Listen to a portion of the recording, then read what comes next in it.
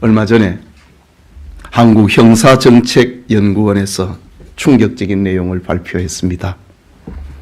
우리나라에서 성매매를 통해서 얻는 수입이 농사를 짓는 사람들의 1년 동안 땀 흘려 번 돈과 생명을 걸고 고깃뼈를 타고 나가서 고기를 잡아 번 돈을 합한 것에 막먹는다는 것입니다.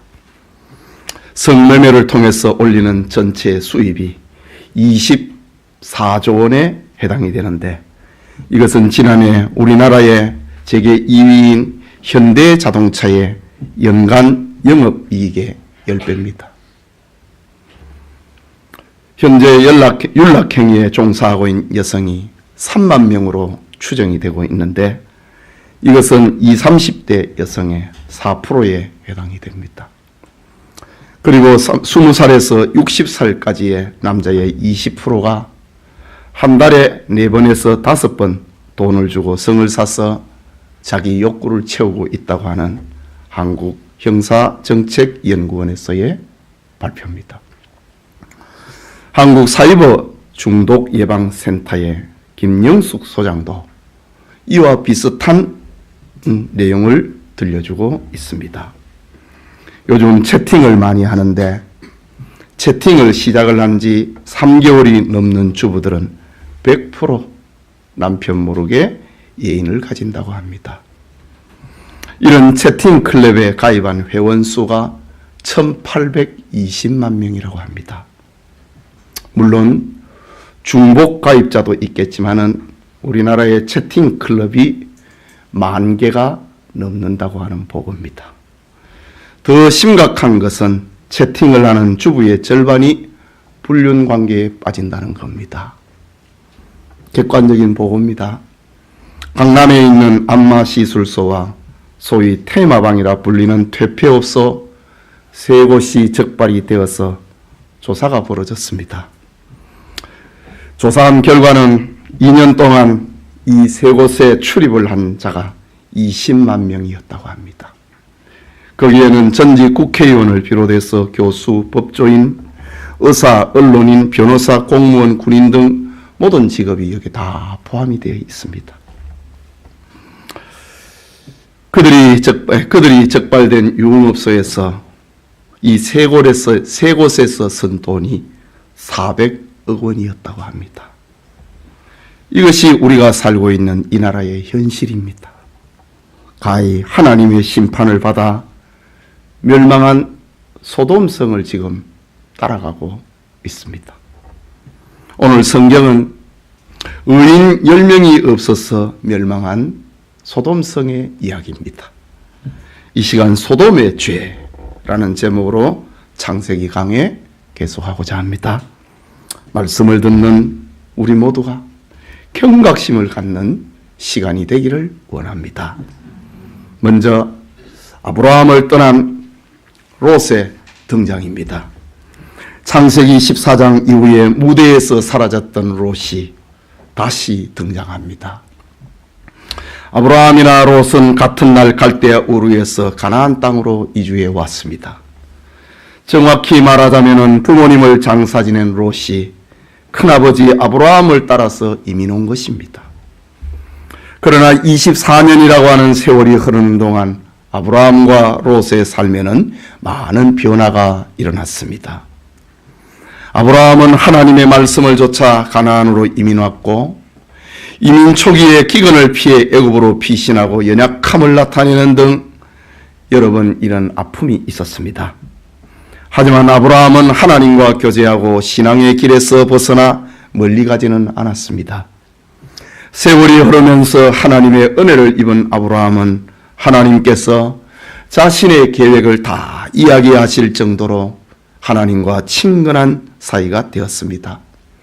그리고 다른 사람, 곧 소돔성 사람의 구원에도 깊은 관심을 가질 만큼 아브라함은 성숙한 믿음의 사람이 되었습니다.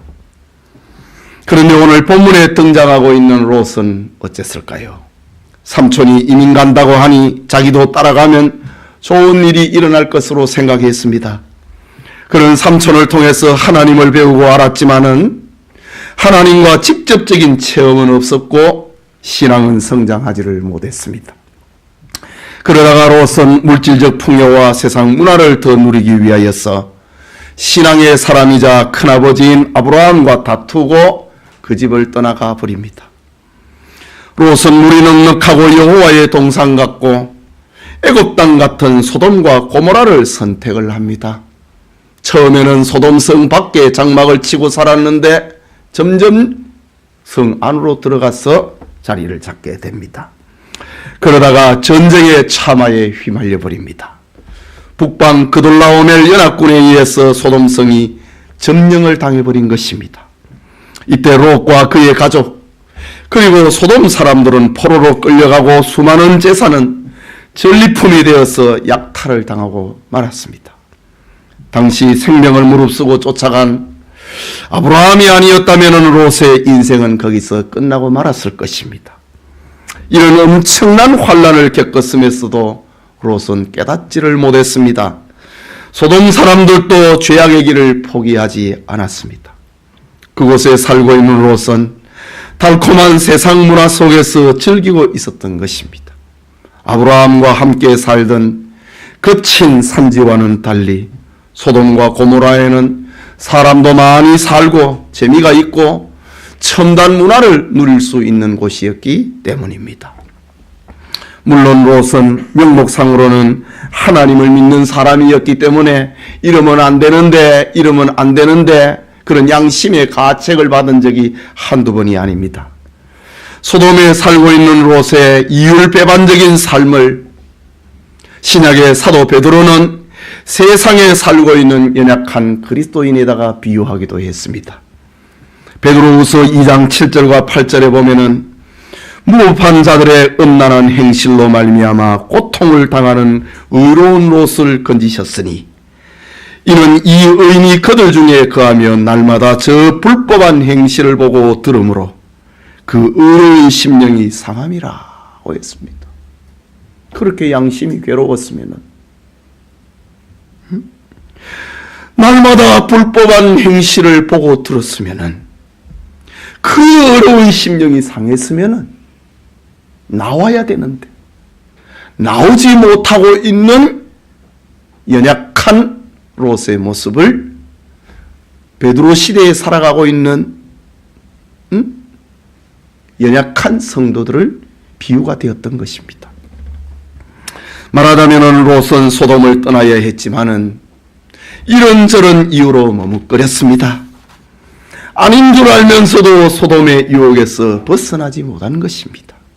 그러다가 소돔과 주변 성읍들이 하나님의 심판을 받을 때에 롯도 위기에 떨어지게 되는 겁니다. 여러분, 롯의 어정쩡한 모습은 21세기를 살아가고 있는 오늘의 그리스도인을 그들이 가지고 있는 고민을 대변하고 있다고도 할 수 있습니다. 이 자리에 계신 분들도 혹시 이게 아닌데 하는 생각을 하면서도 여전히 세속에 붙들려 있고 세속에 머물러 있고 세속을 붙들고 있지는 않은지 생각해 보아야 됩니다. 잘못된 줄 알면서도 여전히 그 길을 가고 문제가 있는 것을 알면서도 얽힌 것으로 인하여서 결단하지 못하고 있지는 않은가. 그러는 사이에 시간은 흐르고 몸과 마음의 고통을 더해진다는 사실을 성경을 통해서 우리는 기억해야 됩니다. 하지만 오늘 우리는 진흙탕 속에서도 당신의 택한 자에게 사랑과 은혜를 베푸시는 하나님을 봅니다. 하나님은 아브라함 때문에 하나님은 아브라함을 기억을 하시고 불쌍히 여기시는 겁니다. 하나님의 친구 아브라함 때문에 아브라함의 기도 때문에 롯을 소돔성에서 건져내는 겁니다. 이 자리에 계신 성도님들도 롯처럼 세상과 하나님의 나라라고 하는 그 경계선에서 살다가 누군가의 기도 때문에 겨우 목숨을 건지는 그런 일이 없기를 바랍니다.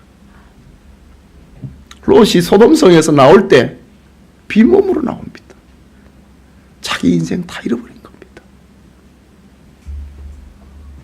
하나님께서 건강을 주시고 물질을 주시고 시간의 기회를 주실 때에 하나님과의 관계를 회복하려고 주님 앞에 나아오는, 주님이 원하시는 길로 나아가는 그런 경계로서 오늘 성경은 우리에게 들려주고 있습니다. 그게 둘째로 천사를 대접하는 롯을 봅니다. 본문 1절에서 3절까지인데 같이 읽겠습니다. 저녁 때에 그 두 천사가 소돔에 이르니 마침 롯이 소돔 성문에 앉아있다가 그들을 보고 일어나 영접하고 땅에 엎드려 절하며 이르되 내 주여 돌이켜 종의 집으로 들어와 발을 씻고 주무시고 일찍이 일어나 갈 길을 갔소서. 그들이 이르되 아니니 우리가 거리에서 밤을 새우리라. 롯이 간청함에 그제서야 돌이켜 그 집으로 들어오는지라. 롯이 그들을 위하여 식탁을 베풀고 무교병을 구우니 그들이 먹으니라 라고 합니다. 두 천사가 저녁 무렵에 소돔성에 도착했습니다. 그들은 마물의 숲을 근처에서 아브라함에게 나타났던 그 천사였습니다. 성문에 앉아있던 롯이 그들을 보았다고 합니다. 롯이 왜 그 시간에 성문에 앉아 있었을까? 날이 너무 더워서 시원한 바람을 쐬려고 해가 질 무렵에 성문에 앉았을까? 아브라함의 기별을 받고 두 천사를 영접하려고 나왔을까? 아닙니다. 고대 근동에서 성문은 성내의 사람들이 모이는 중심 모임 장소입니다. 성문은 때로는 재판소로, 재판장소로 사용이 되었고, 때로는 사업의 거래처로 사용이 되었고, 때로는 공지사항을 전달하는 장소로 사용되었고, 때로는 사교 생활의 주요 무대로 성문은 사용이 됩니다. 그래서 성문에는 언제나 사람들이 붐볐는데 롯이 저녁 무렵에 거기에 앉아 있었다라고 합니다. 이것은 롯이 이미 소돔성의 지도층 인사가 되었고 그곳 주민들과 상당한 교류를 하고 그곳 주민들에게 영향력을 미치는 그런 위치에 있었고 그곳 사람들과 깊숙이 얽혀 있었다고 하는 것을 추측을 하게 해주는 장면입니다. 어쨌든 성문에 앉아있던 롯이 두 천사를 보자 그 자리에서 일어나 영접을 하고 땅에 엎드려 절을 했습니다. 구약에서 엎드려 절을 하는 것은 극도의 존경과 예배의 의미를 가지고 있습니다. 아브라함에게서 볼 수 있었던 광경이 지금 롯에게도 벌어졌습니다. 이런 롯의 친절은 4절에서 6절까지에 보면 소돔 사람들과는 전혀 달랐습니다. 희미하지만은 아직도 남은 그의 신앙, 아직도 남은 그의 경건성을 보여주고 있는 장면입니다. 신앙적인 모습 앞에는 세상에 섞여 있어도 그래도 마음이 움직이고 있다는 겁니다. 그러나 롯의 결정적인 잘못은 앞에서 살펴보았듯이 죄악으로 가득 찬 소돔을 과감히 떠나지 못하고 계속 그들 속에 섞여서 살았다고 하는 것입니다. 이것이 결단하지 못하는 롯의 연약함입니다. 계속해서 본문의 내용을 봅니다. 롯이 소돔 성문에 앉았다가 그들을 보고 일어나 영접하고 땅에 엎드려 절을 했다 라고 합니다. 여러분, 아무리 근동 지방의 문화가 나그네를 대접하는 것이라 해도 처음 보는 나그네에게 성문에서 엎드려 절을 할 수는 없는 것 아닙니까? 그렇다면 롯은 성문으로 다가오는 두 사람을 하나님이 보내신 초자연적인 존재라고 하는 것을 어느 정도 느낄 수 있었다는 말입니다. 교인이 세상에 나가서 섞여서 전혀 믿음 없는 것처럼 보여도요, 보고 들은 거는 있다고요. 예. 주일날은 예배 드려야 된다는 거 알고 있다고요. 술과 담배는 교회 다니면 안 한다고 하는 거 알고 있다고요. 지금 롯이 그겁니다. 소돔 사람들은 이 두 천사에 대해서 아무런 감흥이 없는데, 롯은 그가 비록 소돔에 섞여서 살고 저 사람이 믿음이 있는가 믿음이 없는가, 어떻게 보면 신자 같고 어떻게 보면 불신자 같은데 또 오늘 성경에는 믿음이 있는 거예요. 그래서 두 천사를 보고 엎드려서 절을 합니다.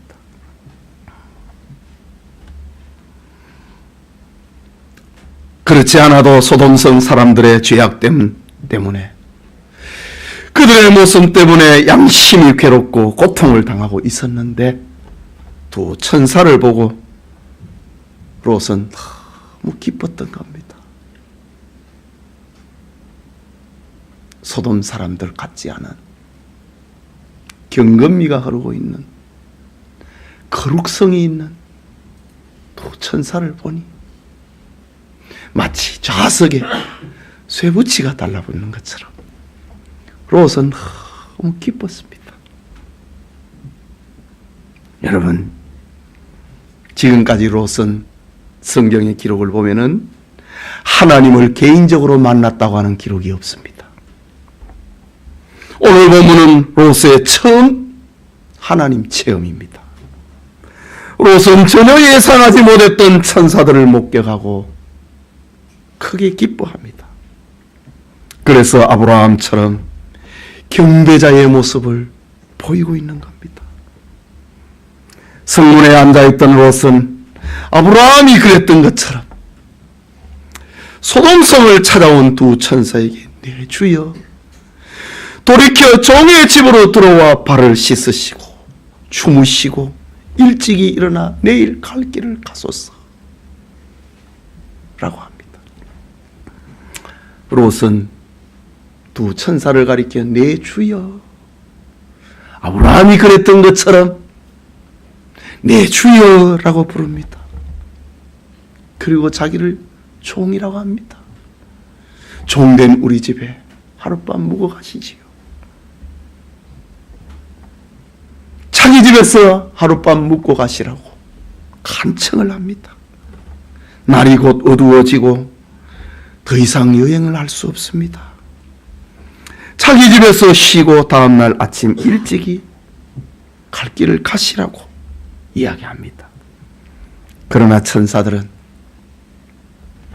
아브라함의 때와는 달리 롯의 요청을 거절합니다. 두 천사가 소돔에 온 이유가 있잖아요. 그들은 소돔과 고모라로 인한 부르짖음과 죄악상을 확인하기 위해서 왔기 때문에 너 집에 들어갈 수가 없다 라는 겁니다. 오늘 성경을 보면은 천사의 대답이 나옵니다.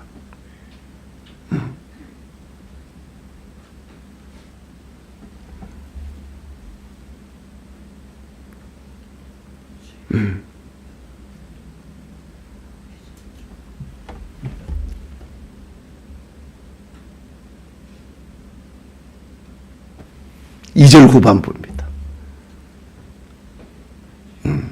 아니라 우리가 거리에서 밤을 새우리라. 네 집에 안 들어간다. 우리가 거리에서 밤을 새우리라 라고 합니다. 여기 거리에서 라는 히브리말 레호브는 넓은 공터, 성문의 광장을 말하는 겁니다. 우리는 네 집에 안 들어간다. 우리는 이 광장에서 하룻밤을 보낼 거다 라고 합니다. 천사는 의도적으로 성문 광장에서 밤을 보내면서 소돔섬 사람들의 죄악을 관찰하겠다는 말입니다. 왜냐하면 음란과 방탕, 각종 사악한 죄악이 활개를 치는 때는 어두움이기 때문입니다. 밤입니다. 그래서 밤문화라고 하잖아요. 그러나 롯은 소돔성의 밤은 무섭다는 것을 알고 있습니다. 광장에서 유숙을 하는 것은 안 됩니다. 그들을 강권해서 집으로 모셔드립니다. 그리고 롯은 아브라함의 잔치와는 달리 조촐하게 무교병을 구워서 그들을 대접합니다. 어쩌면 여행에 지친 그들에게 늦은 식사였기 때문에 그렇게 했을 수도 있습니다. 그러나 그것은 롯의 신앙이 그겁니다. 아브라함은 송아지를 잡아서 잔치를 벌입니다. 세 분이 송아지를 어떻게 다 먹습니까? 아브라함은 송아지를 잡았어. 천사를 영접을 하는데 롯은 무교병을 구워서 대접을 합니다. 대접을 하니 감사하지요. 그 믿음의 분량입니다. 아직까지 꺼지지 않은 롯의 신앙을 반영을 한 것입니다. 무교병을 구워서 두 천사를 대접을 하고 그들을 위하여서 잠자리를 준비해 드렸습니다. 그래도 살아있는 거예요. 박대하지 않고 천사를 영접하니 말입니다. 마지막으로 결론적으로 생각하고자 하는 것이 소돔의 죄악상입니다. 4절과 5절입니다. 같이 읽겠습니다. 그들이 눕기 전에 그 성 사람 곧 소돔 백성들이 노소를 막론하고 원근에서 다 모여 그 집을 에워싸고 롯을 부르고 그에게 이르되 오늘 밤에 네게 온 사람들이 어디 있느냐 이끌어내라 우리가 그들을 상관하리라. 소돔 사람들의 죄악상입니다. 두 천사가 잠이 들기 전인데 소돔 사람들이 롯의 집을 에워싼 겁니다. 그리고 롯을 불러내갖고 오늘 저녁에 네 집에 들어온 두 사람을 끌어내라 라고 합니다. 오늘 본문에는 노소를 막론하고 라고 합니다. 노소, 소년부터 노년까지. 그런데 남성명사입니다. 어린아이부터 어른에 이르기까지 남자들이 지금 롯의 집을 에워쌌습니다. 이건 앞으로 어떤 일이 벌어질 것인가를 예고하고 있는 장면입니다. 그리고 원근에서 노소들이 노소를 막론하고 원근에서 다 모여 그 집을 에워쌌다 라고 합니다. 원근,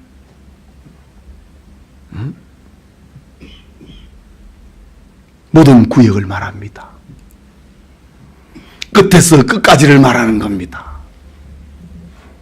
즉 소돔의 남자들이 거리를 상관하지 않고 롯의 집으로 몰려왔습니다. 그러면서 오늘 밤에 네게 온 사람들이 어디 있느냐 이끌어내라 우리가 그들을 상관하리라 라고 합니다. 여러분, 우리가 이 한글 성경을 가지고는 본문의 의미를 다 파악을 할 수 없습니다. 우리가 그들을 상관하겠다. 이 상관이란 말이 중요한 말입니다. 히브리 말 야다라는 말입니다. 경험을 통하여서 상대방을 아는 것을 말하는데 여기서는 성적인 관계인 동성애를 완곡하게 표현하고 있는 말입니다. 소돔성의 소년부터 노년까지 남자의 모습을 한 천사들과 성관계를 맺겠다는 겁니다. 소돔의 남자들이 남자들과 더불어 부끄러운 짓을, 그것도 개인이 아닌 집단적으로 그리고 공개적으로 동성애를 하겠다고 하는 겁니다. 여러분, 저는 지금 우화적으로 성경을 해석하는 거 아닙니다. 문자적으로 지금 성경을 해석을 하고 있습니다. 여러분, 동성애라고 하는 말 가운데 남자 동성애가 있고 여자 동성애가 있잖아요. 남자 동성애라고 하는 말은 소돔이라는 말입니다. 영어로. 이 단어는 소돔이라는 말에서 나온 겁니다. 소돔성의 성적 문화는 문화를 만들었고 그 문화는 언어를 만들어 놨다는 말입니다. 성경은 하나님의 창조 질서와 인간 본성에 어긋나는 동성애를 금하고 있습니다. 모세의 율법을 통하여서 이 동성애의 죄는 죽이라고 했습니다. 그렇다고 하면은 저 아브라함 시대 때부터 동성애가 일어났다는 말입니다. 그리고 가나안의 문화가 이런 문화가 있었다는 말입니다. 그래서 모세가 율법에 기록을 하는 겁니다. 소돔성의 이런 모습을 보면은 남녀 간의 정상적인 관계는 이제 실증이 나버렸다는 겁니다. 우리는 태어나면서부터 이런 성적 DNA 유전 인자를 가졌기 때문에 어쩔 수 없다. 그거 다 거짓말입니다. 의학적으로 판명이 났지요. 자기 합리화를 위해서 그런 논리를 만들었다고요.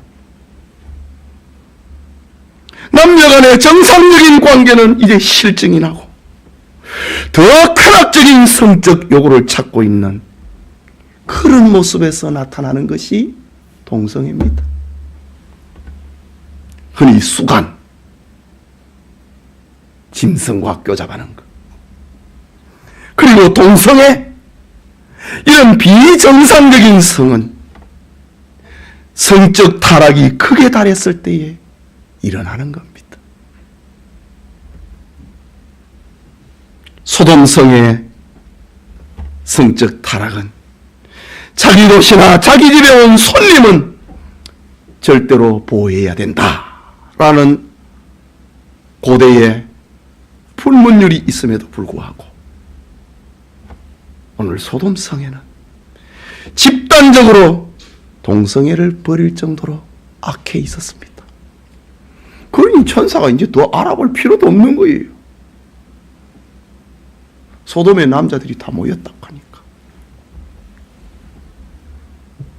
흔히 한 사회의 건강성을 측정하고 한 나라의 흥망성쇠를 결정하는 요인 중에 하나가 성적 타락입니다. 로마 제국의 쇠망사, 로마가 왜 쇠했느냐? 왜 망했느냐? 로마 제국의 쇠망사를 썼던 에드워드 기퍼는 로마 쇠망의 원인 가운데 하나로 성적 타락으로 인한 가정 파괴로부터 시작됐다고 기록을 합니다. 기퍼는 로마 제국이 멸망한 것은 로마 가정의 꼴뚝에서 연기가 사라져버렸기 때문이다. 가정을 중심으로 식탁이 없는 거예요. 집에서 연기가 안 나는 겁니다. 전부 외식을 하고.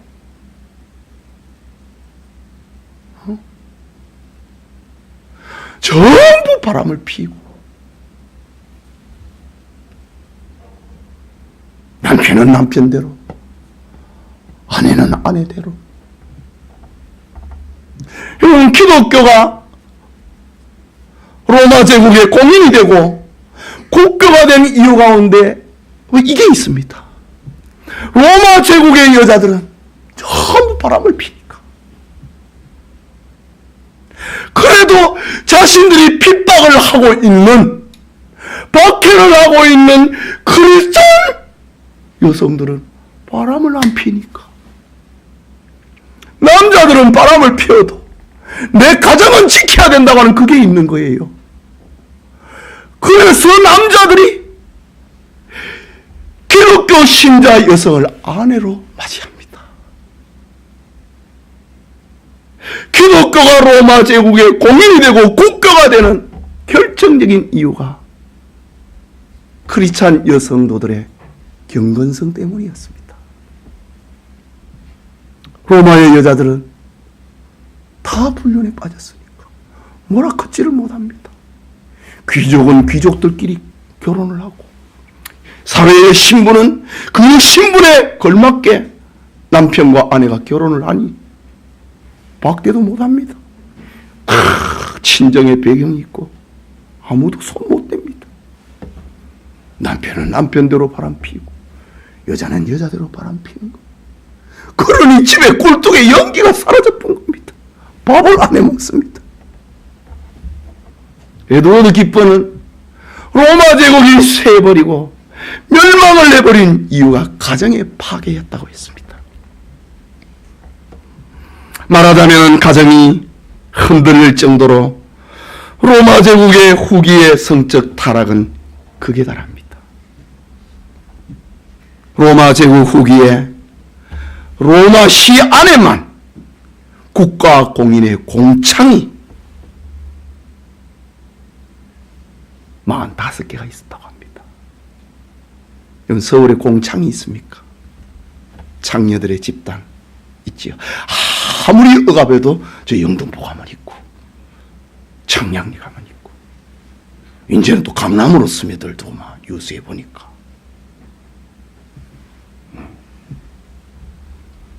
로마 제국 말기에는 국가 공인 장녀촌이 로마 시 안에 45개였습니다. 어떤 사람은 로마는 목욕탕 때문에 망했다 라고 하는데, 성적 타락은 목욕탕에도 이루어졌습니다. 로마에만 900개가 달하는 목욕탕이 있었고, 디오클레티아누스 황제는 그가 건립한 목욕탕에는 한꺼번에 3,000명을 목욕을 할 수 있는 그런 시설을 만들어 놨습니다. 사도 바울은 로마서에서 로마의 성적 타락을 경고합니다. 로마서 1장 27절에 그와 같이 남자들도 순리대로 여자 쓰기를 버리고 서로를 향하여, 남자가 남자를 향하여 이 말입니다.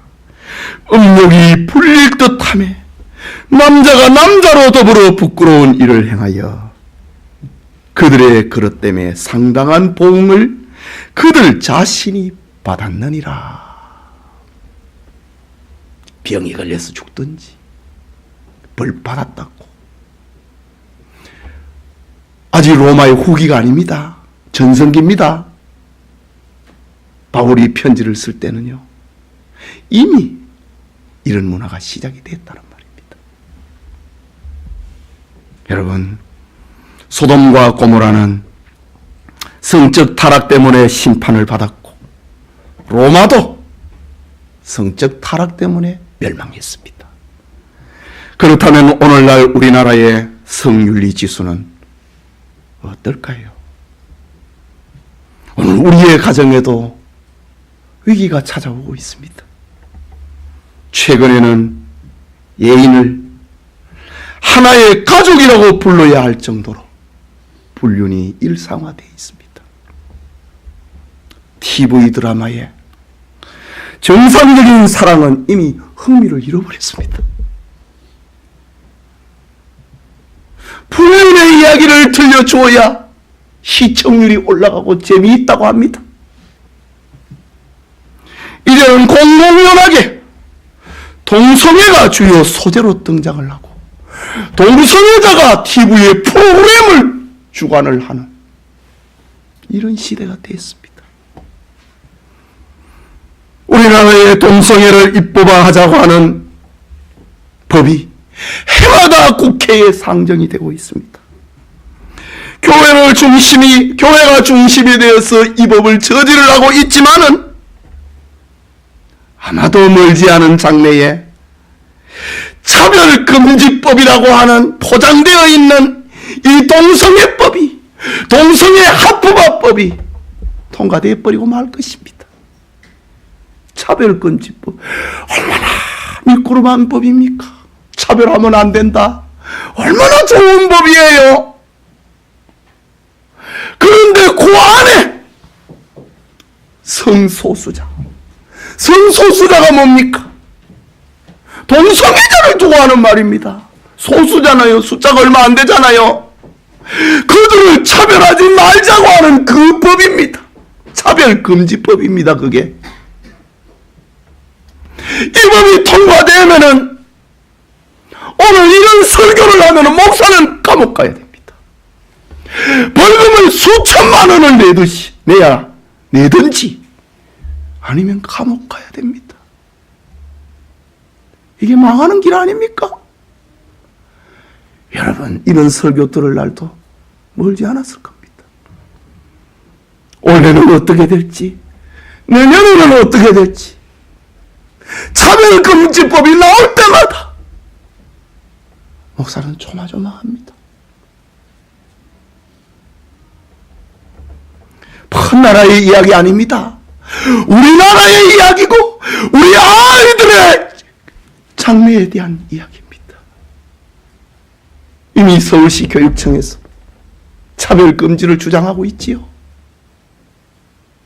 왜 선생님이 아버지는 남자고 엄마는 여자라고 이렇게만 가르치느냐 이거지요. 저 포항의 한동대에서 교육청에서 공문이 내려간 겁니다. 그런 가정의 이야기는 하지 말라고.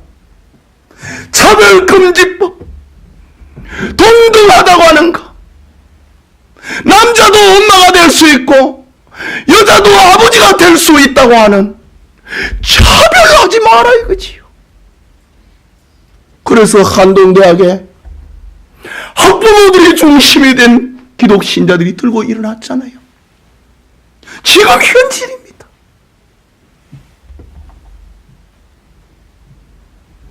참으로 소돔상을 향해서 달려가고 있는 우리의 현실입니다. 본문 6절에서 8절을 봅니다. 롯이 문 밖에 무리에게로 나가서 뒤로 문을 닫고 이르되 청하노니 내 형제들아 이런 악을 행하지 말라. 내게는 남자를 가까이 하지 아니한 두 딸이 있노라. 청하건대 내가 그들을 너희에게로 이끌어내리니 너희 눈에 좋은 대로 그들에게 행하고 이 사람들은 내 집에 들어왔은즉 이 사람들에게는 아무 일도 저질리지 말라. 이게 지금 무슨 아버지의 결정입니까? 그러니까 롯은 지금 정상적인 신앙인이 아닌 겁니다.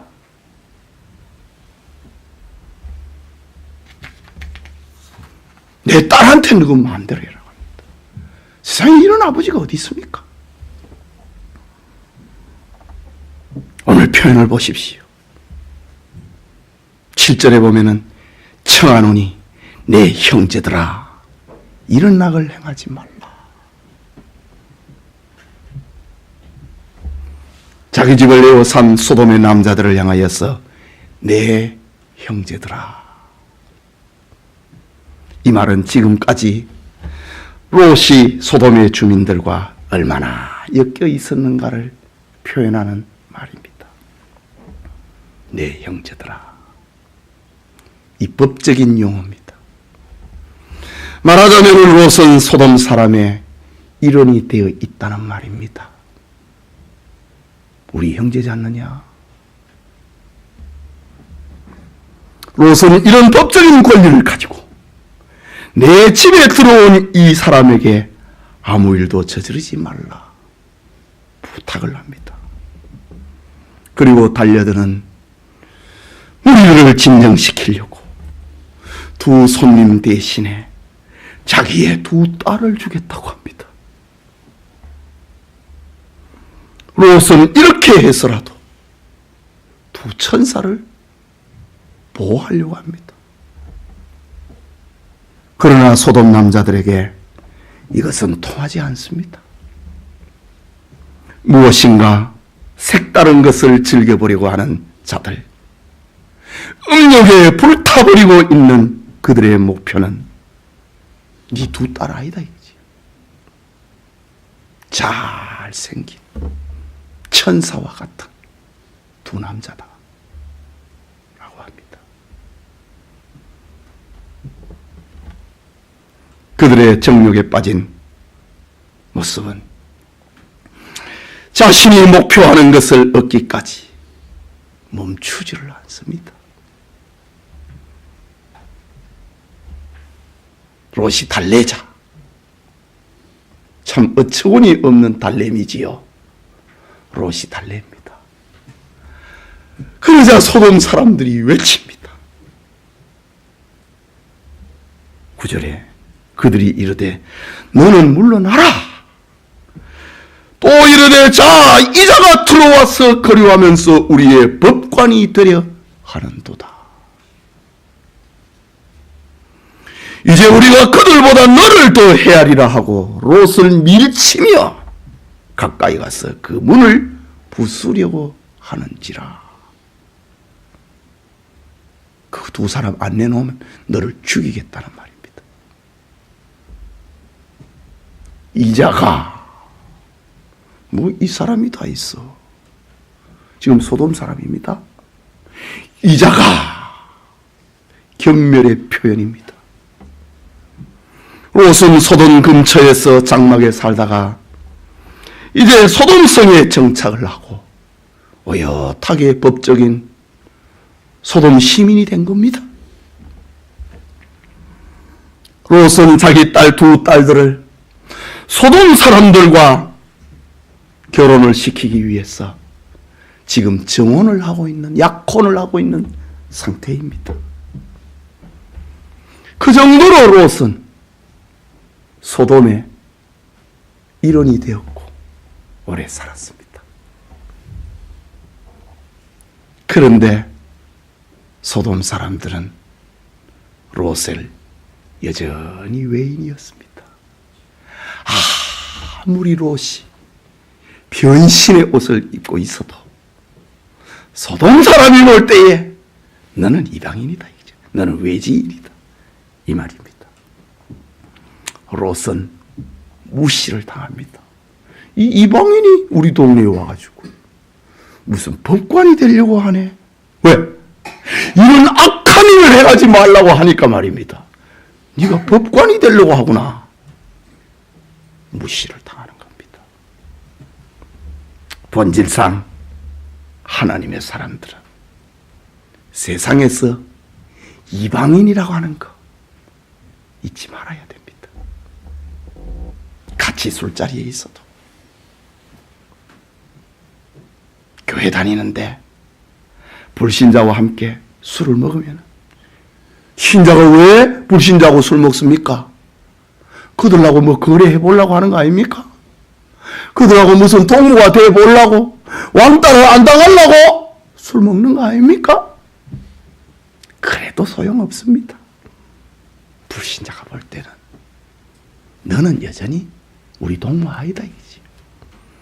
결정적인 순간에는 너는 우리하고 다르잖아. 이거 교회 다니면서 술 먹는 거 보래. 그 말이 지금 하나 아니라는 말입니다. 오늘 성경의 롯이 변신의 옷을 입고 소돔 사람들을 사위로 본다 할지라도 소돔 사람들이 볼 때 너는 외지인이잖아. 그겁니다. 이자가 우리 중에 거류하면서 우리의 법관이 되려고 하구나.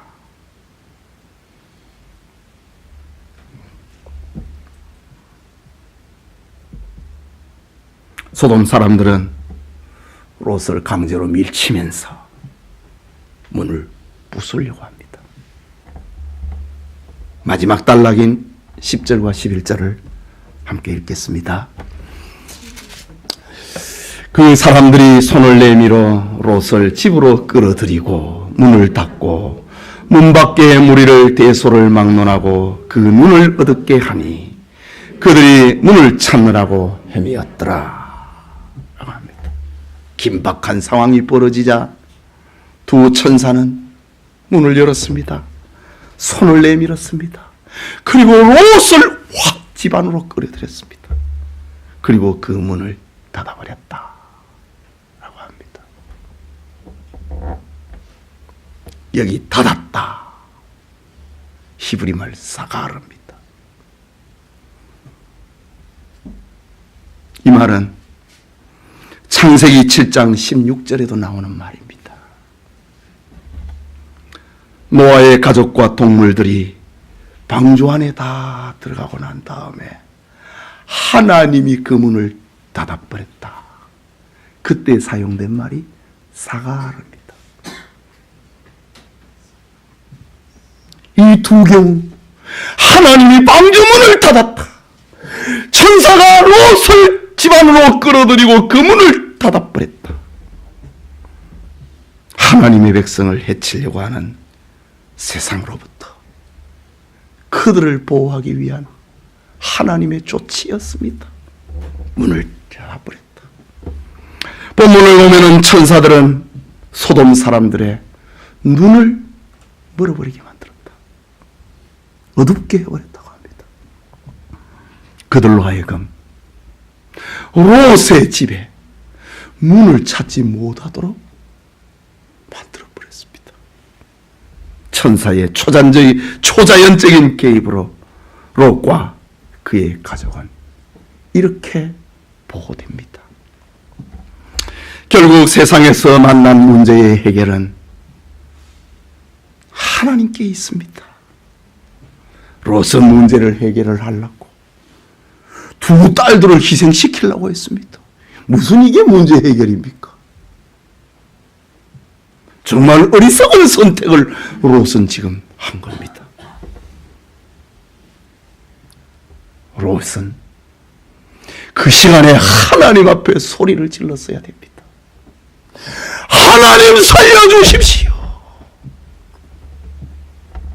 소리를 질렀어야 됩니다. 그 사람들을 달래보려고 아직 결혼을 하지 않은 내 두 딸이 있으니까 그들을 데려가서 너 마음대로 해라. 이게 무슨 아버지의 결단입니까? 지금 우리가 이런 일을 하고 있단 말입니다. 우리 아이들에게 이런 일을 하고 있다 이 말입니다. 아이들을 놀러 보내고 주일날 어디 보내고 이런 일을 하고 있단 말입니다.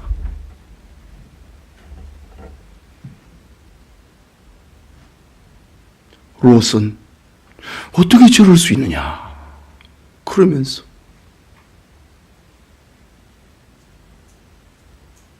우리는 지금 이런 일을 하고 있다 이 말입니다.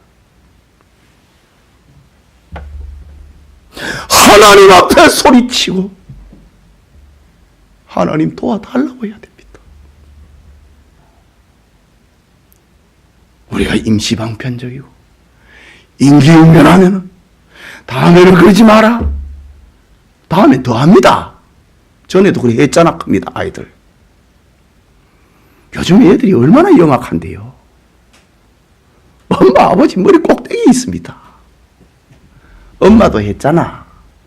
아버지도 했잖아. 아버지도 지난 일이 있으니까 교회 안 가대. 왜 내보고 교회 가라는 거야?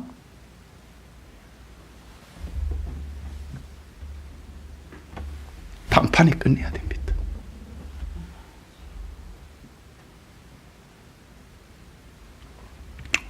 사랑하는 성도 여러분, 이제 말씀을 맺고자 합니다. 노아의 때에 경건치 못한 자들은 물로 심판을 받았는데 소돔과 고모라는 불로 심판을 당합니다. 하나님의 심판은 악을 징벌하는 데 목적이 있지만 궁극적으로 자기 백성을 구원하기 위함입니다. 뿐만 아니라 후세의 사람들에게 교훈을 주려고 하는 그런 목적도 있습니다. 우리가 성경을 보면서 이런 교훈을 깨닫지 못한다면 소돔성과 같은 운명을 맞이하게 됩니다. 예수님께서 말씀하셨다고요. 누가복음 17장 26절에서 30절에 노아의 때에 된 것과 같이 인자의 때에도 그러하니라.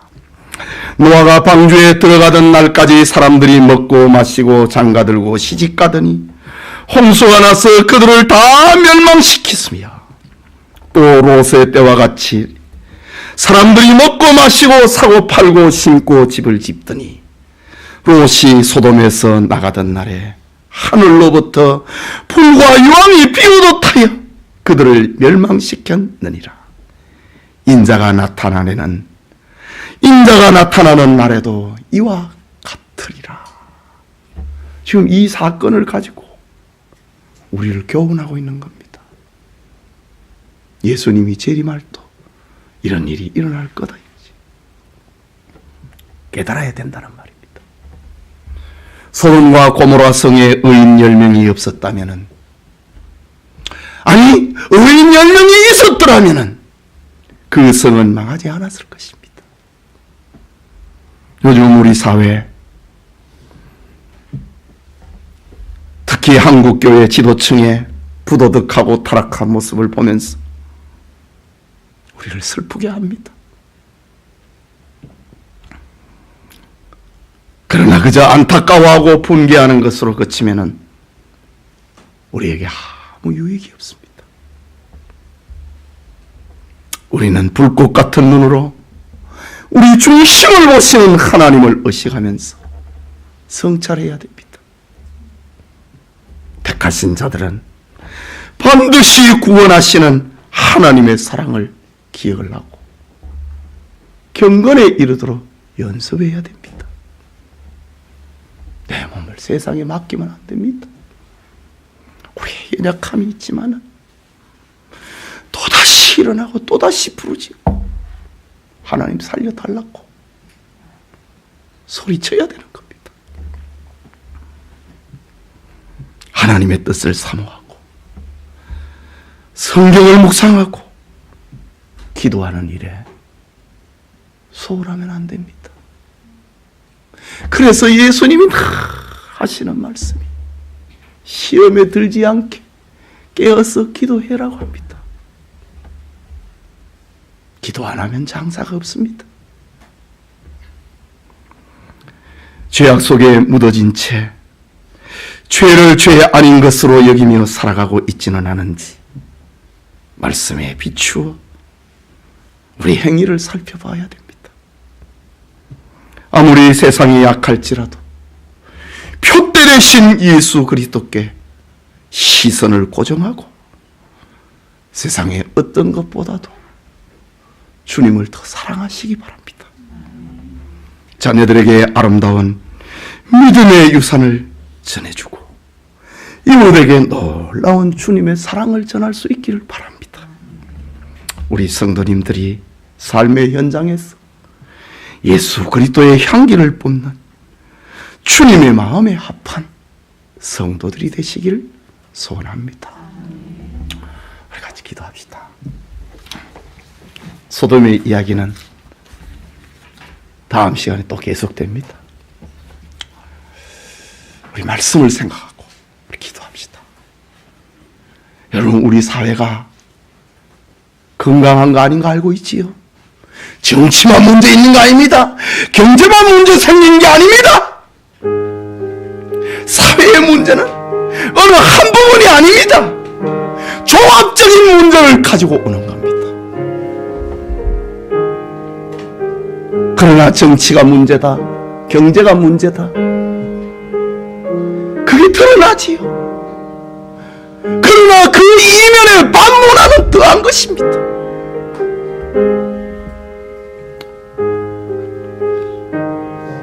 우리가 사는 곳이 서울이 이렇습니다. 경기도가 이렇습니다. 우리나라가 이렇습니다. 하나님, 나와 내 가정을 지켜주옵소서. 이 나라를 지켜주옵소서. 기도합시다.